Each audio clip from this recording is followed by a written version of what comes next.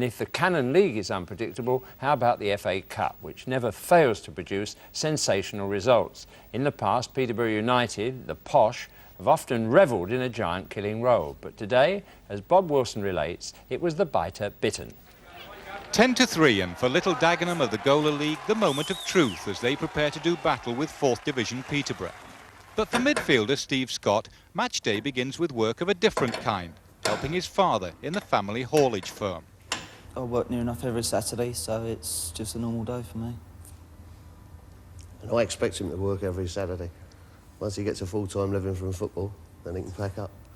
Away from football, Les Whitten, elder brother of West Ham Steve, is an electrician, and all the jokes about being a real live wire were exhausted when he scored the winner which dispatched Lou Macari Swindon in the last round.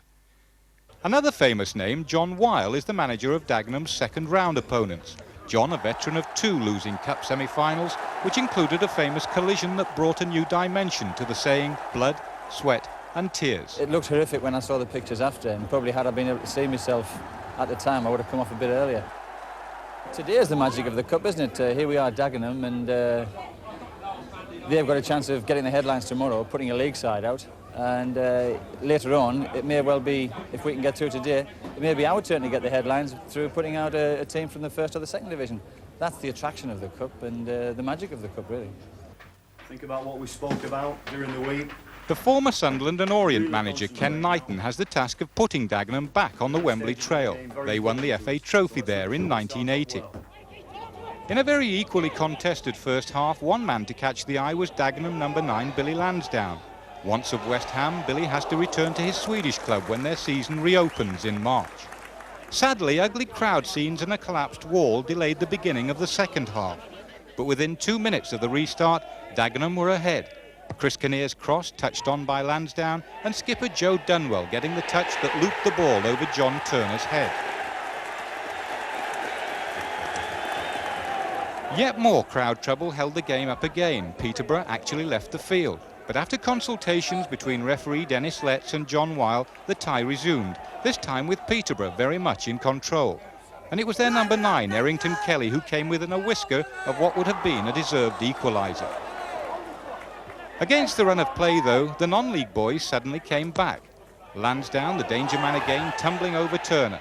But any arguments about inside the box or out didn't matter, as referee Letts played on.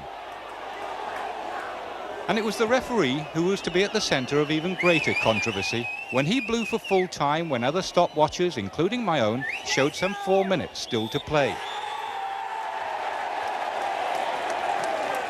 Not that the Dagenham faithful were worried as they mobbed their heroes and began celebrations of yet another historic victory.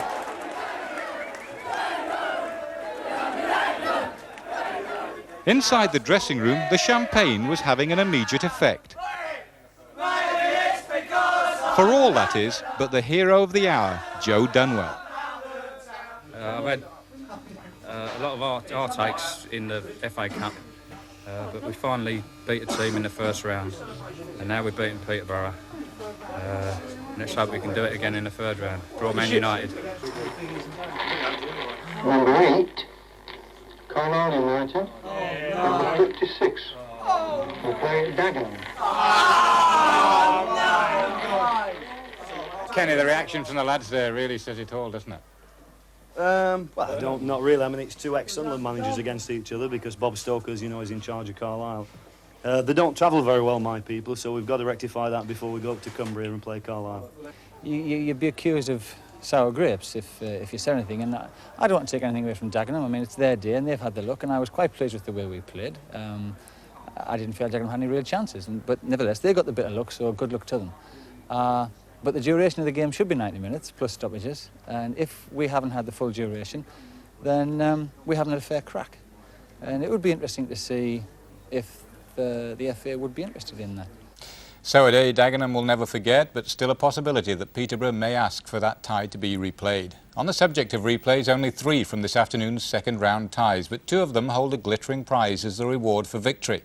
On Tuesday, Bournemouth meet Dartford, with the winners going to Old Trafford and Manchester United. Also on Tuesday, Northampton play Brentford, and on Wednesday, Hereford replay against Plymouth with a visit from Arsenal for the win.